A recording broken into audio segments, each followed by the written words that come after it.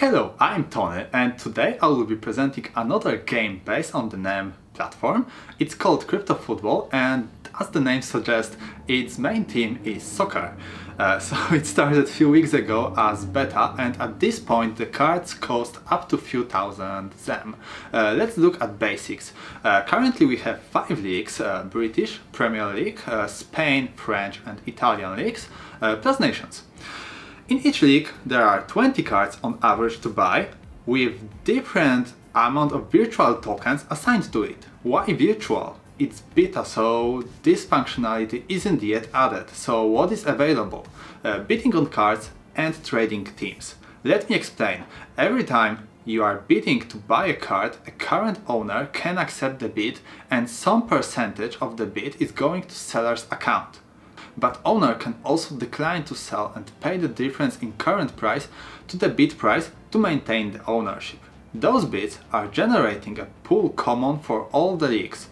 If your team is doing good job in real competition, you are getting some payouts from the pool. It was hard to buy a team at the beginning, as like with all those games, at the beginning the interest is the biggest. And early adopters have the biggest chances to earn, while next generations of players are paying out for those early adopters. But I made it. I bought one less known team that is doing a really good job in the real league. I paid 100 ZEM for the card so far and got 30 ZEMs in commissions. So being early adopter, I may have chances of full return of my initial costs of the asset. Nice. This scenario is often replicated in those cryptocurrency collecting games. With CryptoKitties, one could earn some Ethereum while it started, but currently it isn't profitable at all. I would suggest taking all the risks into consideration, but it may happen in Kryptofootball as well. Now let's look at the mechanics of the game, as I like to call it. Let's look under the hood.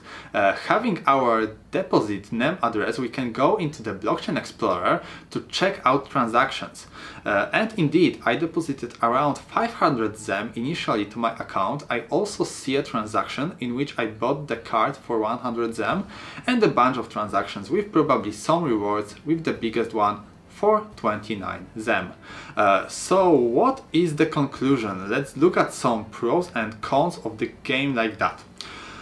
I'll start from the risks. This game isn't really decentralized as it claims to be. Right, transactions are saved on the blockchain, but there is no need of doing it. Owners of the game keep all the keys on their side. It's like with exchanges.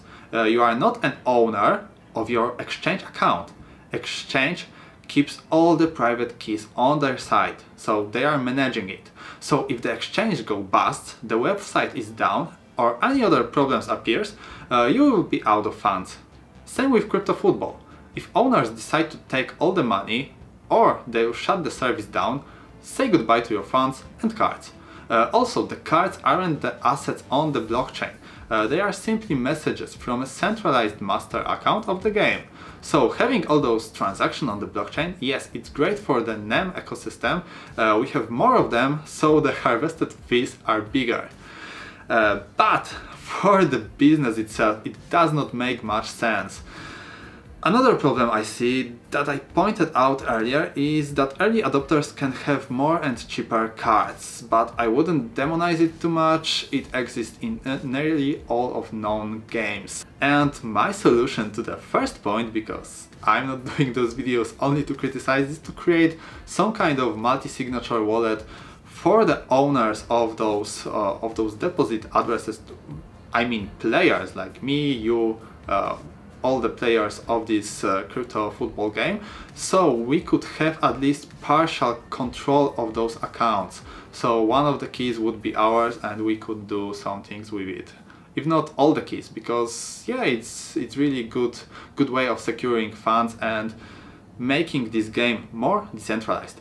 And another small issue raised by community members, the artwork on Kryptofootball cards may have some FIFA copyright attached to it, but I got the reply from one of the owners of Kryptofootball that the cards are the art pieces done by real artists.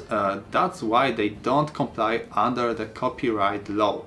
I believe the game owners live in Hong Kong, and that's why it's maybe possible. And let's go to the pros, because this game is really good. So I personally spent hours on CryptoKitties, and I am a dog person. So I tried researching breeding techniques and gene distribution and how this game works, how to rig it or something like that.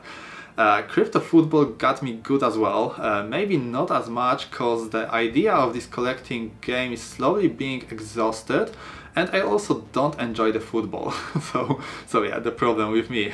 But I played it and have some fun buying and bidding on some cards. I would love it more having access to theoretically my own wallet and having those assets, those cards, as real tokens on the NEM blockchain.